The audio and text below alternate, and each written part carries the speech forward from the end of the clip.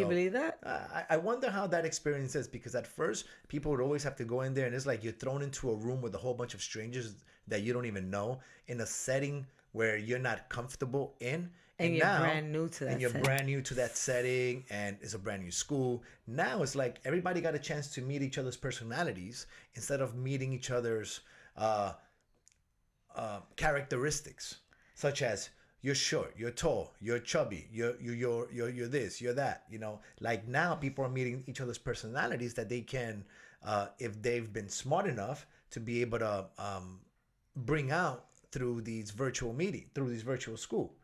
So now when they get to school, they're like, that's how you really look. Yeah. In real life. That's gonna be dope. They're gonna like. Yeah, they might be friends with people that they may have thought that they would never be friends with. Exactly. Maybe this ended up being a nice.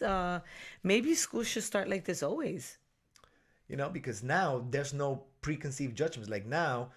Oh, I do like them. Look how nice they are. Yeah, and you know who's gonna be the ones that actually excel now? Are the ones that.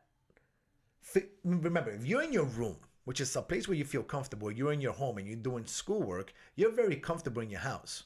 And then you're in a school setting, and then the other children are very comfortable in their house, and they get to meet the real them instead of kind of meeting personality. Instead of meeting the shy kid who's shy around new people. Now you're there. It's different. I wonder how the transition is going to be once they go in and they're in a regular class. Hey, what's up? Oh man, that's how you really look. That's who you are, man. I would like to meet you. I never thought I would hang out with her, but man, we're pretty cool. Yeah. Or with him. Yeah, he made a couple of friends, and they play Fortnite and they chat, and it's pretty dope because he needed that. He was always in a nice bubble that I kept him in. We even discussed that today. And we kept them in that bubble, not because we thought that something was gonna happen or that we didn't trust, but no, we kept them in that bubble because we didn't want him to have anxiety at such a young age. We wanted him to understand that there's deadlines, that there's projects, and there's blah blah blah. Yes, but there's a difference between public and private school. But it wasn't really a bubble. It was just a different way of him learning how to learn. Yes. We wanted his learning to be done in a small setting where I think at a younger age, just being thrown into a group, especially in big cities, like being thrown into a room where you have 30 kids in a classroom, it's tough because at that point, you're still trying to kind of fit into the real world, but with so many personalities and so many this and so many that, sometimes it can be tough. You get lost. You can get lost in that. And yeah, because you're just a baby fish in the sea, And now, if you're in a small city, if you're in a small town USA, and you have 10, 15 kids in a classroom, that's awesome. Yeah. Because you build these lifelong friends, and I think it's different. But when you're thrown into a classroom with 30 kids, you can get lost. Exactly. And that's bad.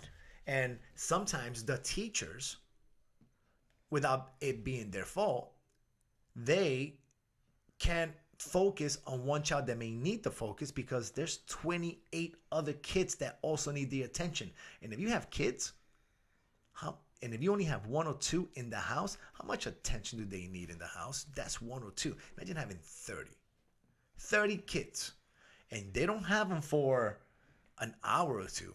Remember, in elementary school, they're there for 6-7 hours. Yep. They become a secondary mom, and kids need attention. And there's certain kids out there that are going to require a lot more attention, but not just because they need it. They require it on demand. That's right. That means you need to give me attention now. And how am I going to do it? By being disruptive, by maybe by always being, because you have different personalities. You have the ones that are going to do, they're going to cause trouble to get attention. They're going to get into trouble because they just require more attention. Whether it's good attention or bad attention, they're getting the attention. Then you have those that require attention, but like in a good way. And we have students like that they want to be the first ones to answer. Superstars. They're the superstar. And they shine bright. But then the quiet kid whom actually needs your attention, Not like the other guys. The other guys get too much attention. They get it on demand. Yeah, whenever they want. They get it. They get it on demand, whether it's through being the smarty pants or whether or crying being, or nagging, yeah. or being rude with whatever your voice. It is. Yeah.